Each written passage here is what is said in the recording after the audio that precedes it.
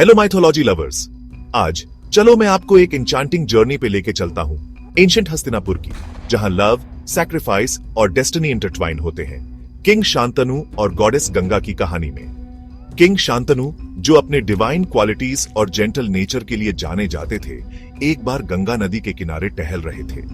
अचानक उन्होंने एक अपार सुंदरता वाली स्त्री को देखा, कोई और नहीं बल्कि खुद गॉडेस गंगा।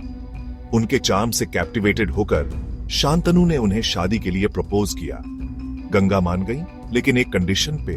शांतनु कभी भी उनके एक्शंस को क्वेश्चन नहीं करेंगे।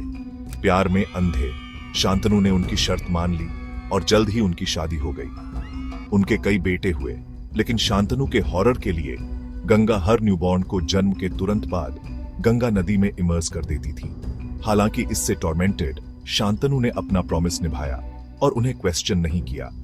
जब गंगा अपने 8वें बेटे को डुबाने वाली थी, तब शांतनु से रहा नहीं गया और उन्होंने एक्सप्लेनेशन मांगी। तब गंगा ने अपना सीक्रेट बताया। वह 8 वसुओं को मुक्त कर रही थी, सेलेस्टियल बीइंग्स जो सेज वशिष्ठ की गाय चुराने के कारण मॉर्टल लाइव्स जीने के लिए कर्स्ड थे। कर्स को तोड़ने के लिए गंगा को उन्हें बर्थ के तुरंत बाद उनके डिवाइन फॉर्म्स में वापस रिलीज करना था। हालांकि 8वां बेटा केवल पार्शली कर्स्ड था, इसलिए उन्होंने उसे बख्श दिया।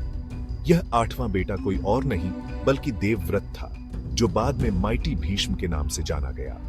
गंगा ने खुद उसे नर्चर और एजुकेट किया बिफोर उसे किंग शांतनु को वापस लौटाकर हेवेंस के लिए डिपार्ट किया।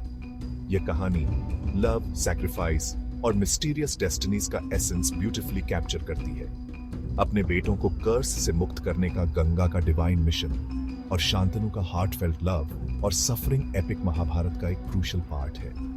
Isn't it fascinating how destiny works?